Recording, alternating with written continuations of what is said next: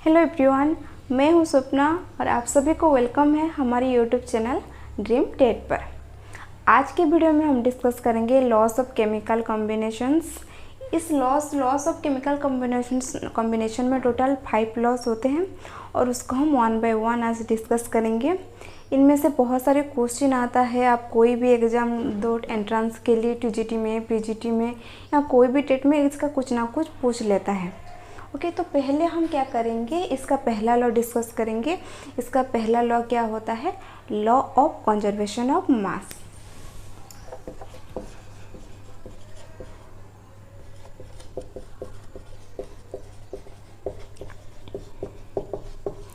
Law of conservation of मास किस बारे में बात करता है? देखो, अगर हम कोई भी रिएक्शन पार्टिसिपेट कर रहा है, रिएक्टेंट प्रोडक्ट फॉर्म होगा। ओके, मतलब जब भी कोई चीज़, कोई मैटर क्या करता है, केमिकल रिएक्शन में पार्टिसिपेट हो रहा है या कोई फिजिकल चेंज हो रहा है, क्या बोलता है? मैटर के नाइदर भी क्रिएटेड नॉर भी डिस्ट्रॉयड ड्यूरिंग ए फिजिकल और केमिकल चेंज। कोई रिएक्शन में पार्टिसिपेट कर रहा है तो क्या होता है, जो भी मैटर होता है वो क्या करता है, ना ही क्रिएट होता है ना ही डिस्ट्रॉय होता है। इसका मतलब क्या होता है?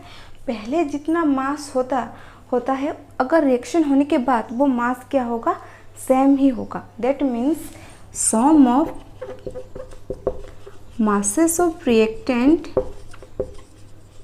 is equal to sum of masses of product। जितना भी रिएक्टेंट्स लेंगे, अगर उनका मास को हम ऐड कर देंगे, जो भी वैल्यू आएगा सम ऑफ मास ऑफ रिएक्टेंट किसके साथ इक्वल होगा? सम ऑफ मासेस ऑफ प्रोडक्ट के साथ सेम होगा। ये कंजर्वेशन ऑफ मास बोलता है। कंजर्वेशन ऑफ मास मतलब मास क्या होता है? फिक्स्ड होता है। मास किसी टर्म में चेंज नहीं होता है। मास, मैटर का जो भी मास होगा वो रिएक्शन होने से पहले जितना होगा reactant, total sum of masses of reactant किसके साथ इक्वल होगा? जो भी प्रोडक्ट मिलेगा उन सभी का मास को जब हम ऐड कर देंगे और जो भी वैल्यू देखेंगे तो क्या होगा? इक्वल होगा। ये कंजर्वेशन ऑफ मास बोलता है। इससे किस टाइप का क्वेश्चन आता है? पहला क्वेश्चन आता है लॉ ऑफ कंजर्वेशन ऑफ मास किस बारे में बात करता है। पहले हम क्या करेंगे, उसमें मास के बारे में बात करते हैं। और ये जो मास होता है वो क्या होता है? कांस्टेंट होता है। कांस्टेंट मतलब चेंज नहीं होता है। जितना पहले मास होता था रिएक्टेंट में, अगर प्रोडक्ट के साइड में जाएंगे तो वो मास क्या होगा? सेम होगा। That means mass is constant.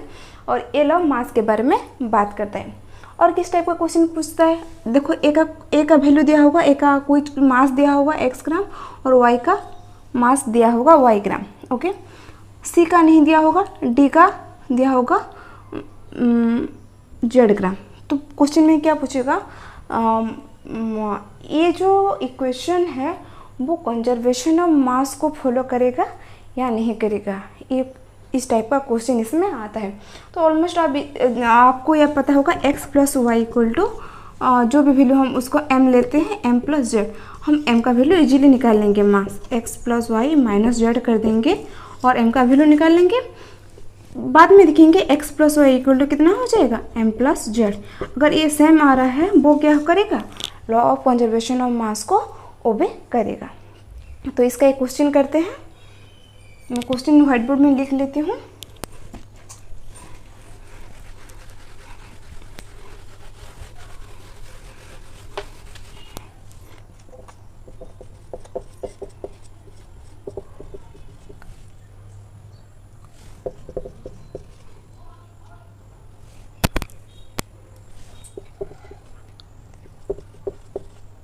Question क्या है? जब हम KClO3 को हीट करेंगे तो उसमें क्या क्या निकलेगा? ऑक्सीजन एंड पोटेशियम क्लोराइड निकलेगा। और इसका मास दिया है 7.76 ग्राम। कितना मास ऑफ ऑक्सीजन इसमें फॉर्म हो रहा है? 3.84 ग्राम। एंड कितना मास ऑफ KCl फॉर्म हो रहा है? 3.92 ग्राम।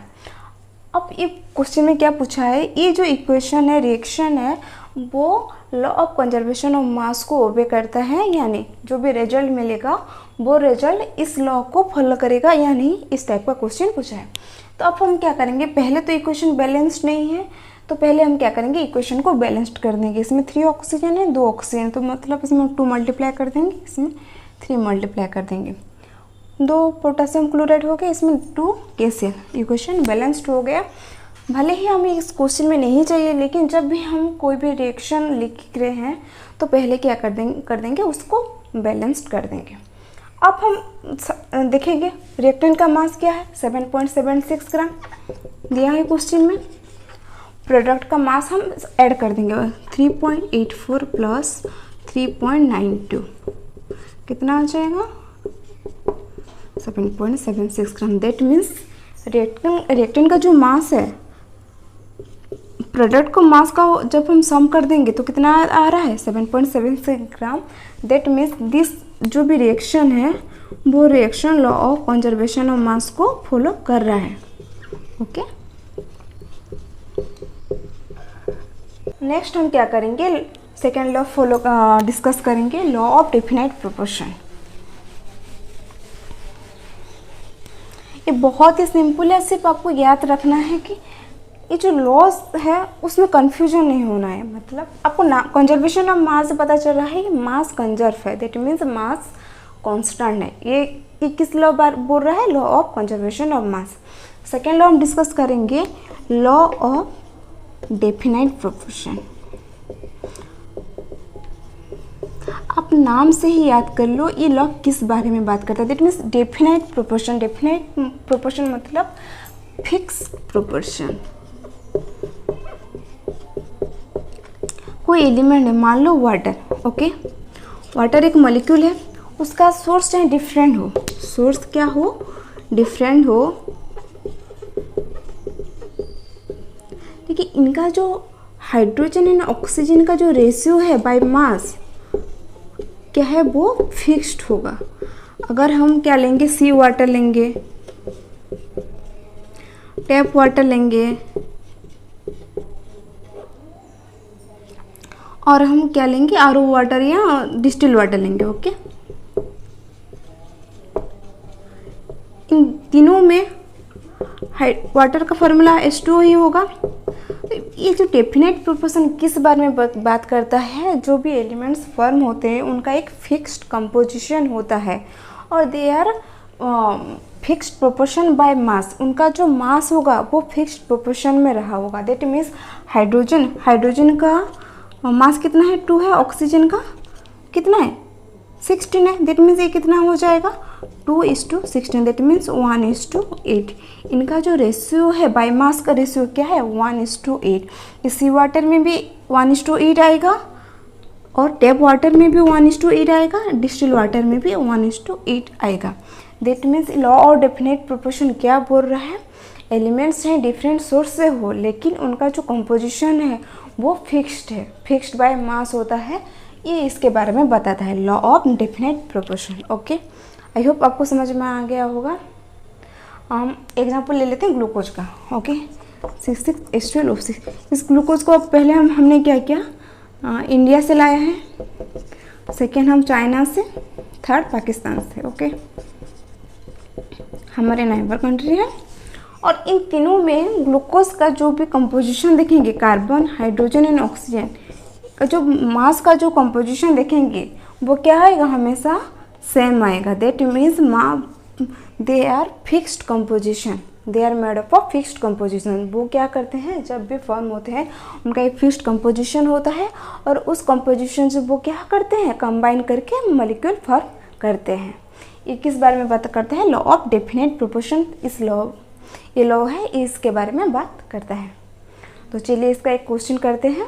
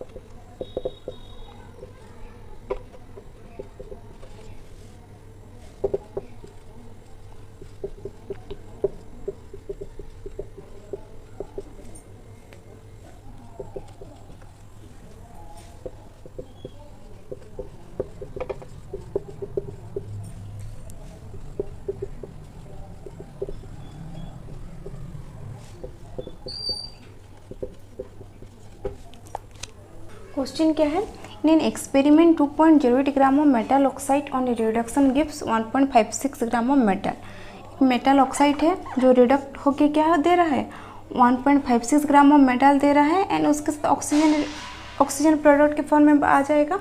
तो कितना ग्राम ऑफ मेटल ऑक्साइड दिया है, 2.08 ग्राम ऑफ मेटल ऑक्साइड दिया है और रिडक्शन होने के बाद कितना ग्राम मेटल फॉर्म हो रहा है, 1.56 ग्राम ऑफ मेटल फॉर्म हो रहा है। In another experiment of 2.88 gram of same metal, ये जो मेटल ऑक्साइड पहले एक्सपेरिमेंट लिए थे वो मेटल ऑक्साइड क्या है, नेक्स्ट एक्सपेरिमेंट लेंगे और उसको जब हम रिडक्शन करेंगे same metal oxide on reduction gives 2.16 gram of metal. कितना मेटल दे रहा है, 2.16 ग्राम ऑफ मेटल फॉर्म हो रहा है, 2.88 ग्राम ऑफ मेटल ऑक्साइड ले रहे हैं। ओके, अब इस क्वेश्चन में पूछा है कि ये जो रिजल्ट मिलेगा वो result law of definite proportion को फॉलो करेगा या नहीं करेगा, इसके बारे में पूछा है। तो पहले दोनों केस में सेम मेटल ऑक्साइड लिए हैं, दैट मीन्स इनका कंपोजिशन क्या होगा, सेम होगा। तो पहले हम क्या करेंगे, ऑक्सीजन का मास निकालेंगे। ऑक्सीजन का मास हम कैसे निकालेंगे, रिएक्टेंट के मास, ये प्रोडक्ट के मास है तो माइनस कर देते हैं, 2.08 माइनस 1.56, ये कितना आ जाएगा, 0.52 ग्राम। कितना ग्राम ऑफ ऑक्सीजन इसमें निकल रहा है, 0.52 ग्राम। इसमें ऑक्सीजन का मास कितना आ जाएगा, माइनस कर देते हैं, 2.88 माइनस 2.16, 0.72 ग्राम, ये मास ऑफ ऑक्सीजन मिला। अब हम क्या करेंगे, मास मेटल एंड ऑक्सीजन का रेशियो निकालेंगे, M:2O, और इस केस में M:2O निकालेंगे। अगर सेम आएगा दैट मीन्स ये जो रिजल्ट होगा वो लॉ ऑफ डेफिनेट प्रोपोर्शन को फॉलो करेगा। ओके, देखो मेटल का ले लेते हैं 1/56.0.52, ये नियरली इक्वल टू 115.5 है, that means nearly equal to 3 आ जाएगा। और इसको 2.88 डिवाइडेड बाय 2.16, जब हम उसको divide 2.16 divided by 0.72, even 7×3 even equal to 3 आ जाए। दैट मीन्स इनका रेशियो 3:1, इनका रेशियो 3:1 है। दैट मीन्स ये जो metal oxide same metal oxide है, इसीलिए उनका जो रेशियो है मेटल टू ऑक्सीजन का रेशियो वो क्या है, 3:1 है, और इसमें भी 3:1 आया है। दैट मीन्स ये जो रिजल्ट है इस रिएक्शन, ये मेटल ऑक्साइड क्या कर रहा है, लॉ ऑफ डेफिनेट प्रोपोर्शन को फॉलो कर रहा है। इस टाइप का क्वेश्चन आता है, मतलब ये जो हम पीजीटी में MRS में इस टाइप का क्वेश्चन पूछ लेता है, अदर ये फॉलो कर रहा है या नहीं कर रहा है। नेक्स्ट हम डिस्कस करते हैं law of multiple proportion. Law of multiple proportion बहुत सारे क्वेश्चन आते हैं, most of the question law of multiple proportion से आता है। चलिए उसको डिस्कस कर लेते हैं।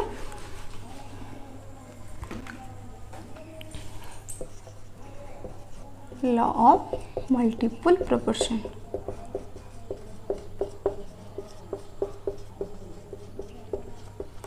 लॉ ऑफ मल्टीपल प्रोपोर्शन किस बारे में बात करता है, देखो ए एंड बी दो एलिमेंट्स है, तो डिफरेंट एलिमेंट्स है, जब वो प्रोडक्ट फॉर्म करेंगे, प्रोडक्ट कितना प्रोडक्ट ये फॉर्म कर सकते हैं, बहुत सारे AB2, A2B, A2B2, बहुत टाइप का प्रोडक्ट फॉर्म कर सकते हैं। तो लॉ ऑफ मल्टीपल प्रोपोर्शन क्या बोल रहा है, जब किसी एक को हम लेते हैं, फर्स्ट एलिमेंट से ले जाते हैं। अब समझ लो ये किस बारे में बात करता है, जो लॉ से वो क्या है। ओके, हम ए को फर्स्ट एलिमेंट से ले लिए, बी को हम क्या करेंगे, सेकेंड एलिमेंट से ले लेते हैं, क्योंकि दो ही एलिमेंट्स है, दो डिफरेंट एलिमेंट्स है और कंबाइन होकर डिफरेंट प्रोडक्ट फॉर्म कर रहे हैं। A is first element and B is second element. तो हम क्या, इस लॉ क्या बोलता है, जब किसी मास ए का मास हम पेस्ट कर देंगे तो जो जितना भी सेकेंड एलिमेंट्स हो रहा है उनका रेशियो क्या होगा, एक होल नंबर रेशियो होगा, होल नंबर रेशियो होगा। इसका मतलब क्या है, अगर किसी एक का मास को हम पेस्ट कर देंगे और बी का जितना भी मास आएगा वो एक दूसरे के साथ क्या होगा, एक होल नंबर रेशियो आएगा। इसका मतलब देखो, हम कार्बन एंड ऑक्सीजन को कंबाइन करेंगे तो कितना प्रोडक्ट फॉर्म हो रहा है, एक carbon monoxide and carbon dioxide form हो रहा है। इनका मास का रेशियो हम ले लेते हैं। मास ऑफ रेशियो क्या होगा, कार्बन का क्या होता है 12, ऑक्सीजन का 16। इसमें कितना आ जाएगा 3:4। कार्बन एंड ऑक्सीजन का रेशियो क्या है 3:4 है। इस कार्बन डाइऑक्साइड में कार्बन एंड ऑक्सीजन का रेशियो क्या है, कार्बन का 12, ऑक्सीजन का 32। ओके, देखो अब हम क्या करेंगे,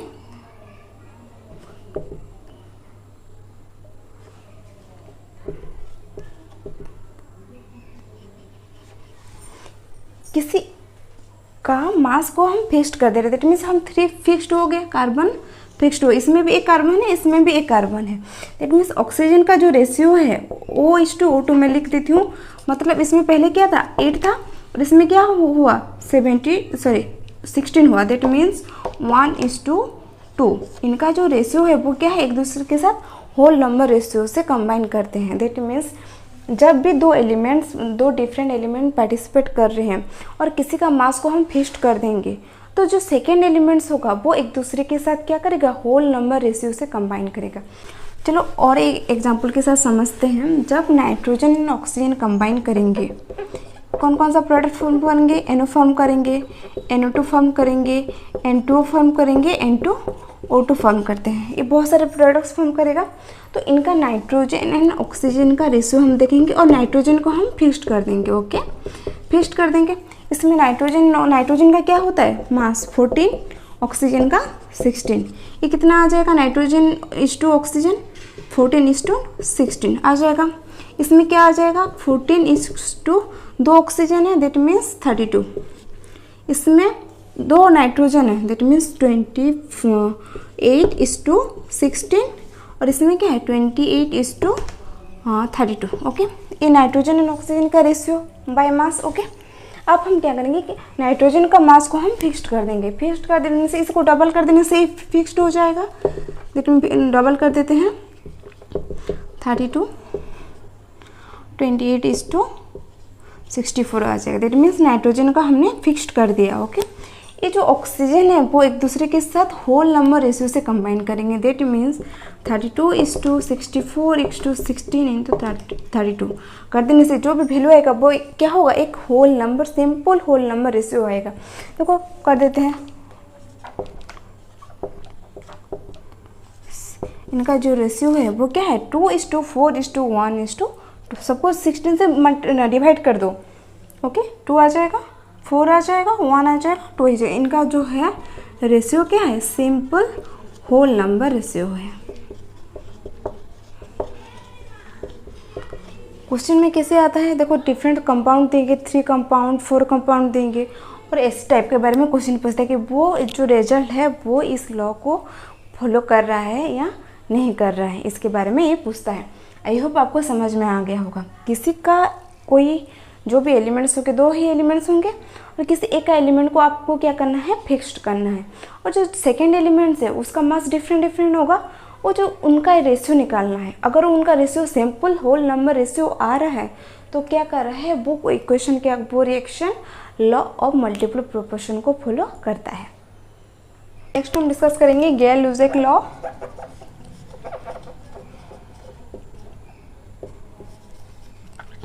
ये लॉ आपको याद रखना है, ये सब गैसियस कंपाउंड्स के लिए, गैसियस स्टेट में फॉलो करता है। जो भी एलिमेंट्स होंगे वो क्या होना चाहिए, गैस होंगे। और ये किसके बारे में बताता है, वॉल्यूम के बारे में बताता है। मतलब अगर कोई डिफरेंट गैसेस एटम्स पार्टिसिपेट करके गैसेस प्रोडक्ट फॉर्म हो रहा है तो उनका जो वॉल्यूम का रेशियो होगा, रिएक्टेंट एंड प्रोडक्ट का जो वॉल्यूम का रेशियो होगा वो क्या होगा, एक होल नंबर रेशियो आएगा। दैट मीन्स देखो A and B 2 different product है, ये गैसियस स्टेट में है और डिफरेंट गैसेस प्रोडक्ट फॉर्म कर रहे हैं। ओके, इनका जो वॉल्यूम का रेशियो होगा, रिएक्टेंट एंड प्रोडक्ट का जो वॉल्यूम का रेशियो होगा वो क्या होगा, एक होल नंबर रेशियो आएगा।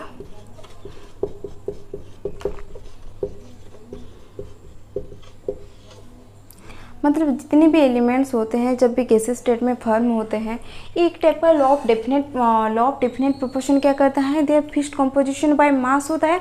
इसलिए क्या बोलता है, फिक्स्ड कंपोजिशन बाय वॉल्यूम। जब भी प्रोडक्ट फॉर्म होता है, गैसेस प्रोडक्ट फॉर्म होता है और उनका जो रेशियो जब हम बाहर करेंगे रिएक्टेंट एंड प्रोडक्ट, उनका जो रेशियो क्या होगा, वो एक सिंपल होल नंबर रेशियो से फॉर्म होगा। ये जो लॉ है इस बारे में बात करता है। आई होप आपको समझ में आ गया होगा। लॉ ऑफ डेफिनेट गैस-लुसेक लॉ किस बारे में बात करता है, ये वॉल्यूम के टर्म में बोलता है। और वॉल्यूम क्या होता है, रिएक्टेंट एंड प्रोडक्ट का एक सिंपल होल नंबर रेशियो से फॉर्म होता है और उनका जो रेशियो होगा वो एक सिंपल होल नंबर रेशियो आएगा।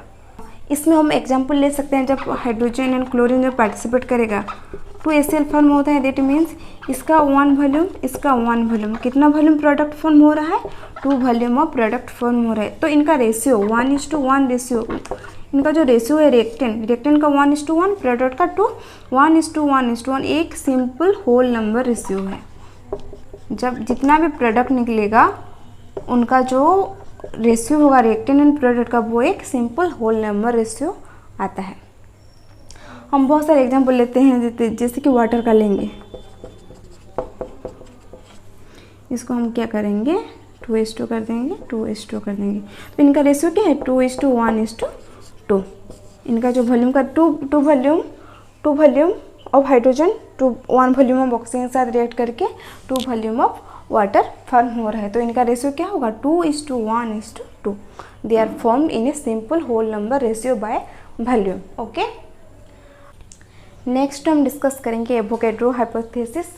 ये जो हाइपोथेसिस है किस बारे में बात करता है, अगर हम डिफरेंट गैसेस का वॉल्यूम लेंगे, सेम वॉल्यूम लेंगे, तो उसमें सेम नंबर ऑफ मॉलिक्यूल्स होता है। ये लॉ क्या बोलता है, अगर हम डिफरेंट गैसेस लेंगे, डिफरेंट गैसेस हम सेम नहीं लेंगे, फिर भी इनका जो वॉल्यूम है, जितना different gases of same volume contain same number of molecules.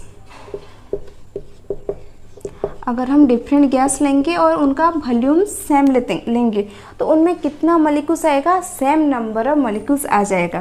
That means volume is directly proportional to n at constant temperature and pressure. Okay, अगर हम same physical condition, physical state लेंगे, तो उनमें जो डिफरेंट गैसेस का जो volume अगर same है, तो उनमें कितने नंबर ऑफ मॉलिक्यूल्स होंगे, सेम नंबर ऑफ मॉलिक्यूल्स होंगे। दैट मीन्स देखो, अगर हम 100 ml ऑफ क्लोरीन लेंगे, तो उसमें कितना मॉलिक्यूल्स है, x मॉलिक्यूल्स हैं। Okay, x molecules of chlorine है। सेम हम क्या करेंगे, वॉल्यूम को इक्वल कर देंगे, same volume 100 ml of hydrogen gas लेंगे, तो उसमें कितना मॉलिक्यूल्स होंगे, x सेम मॉलिक्यूल्स ऑफ होंगे। दैट मीन्स इसमें जितना मॉलिक्यूल्स होंगे 100 ml ऑफ हाइड्रोजन में भी उतने ही मॉलिक्यूल्स आएंगे। That means x molecules of क्या आएगा, H2 आएगा।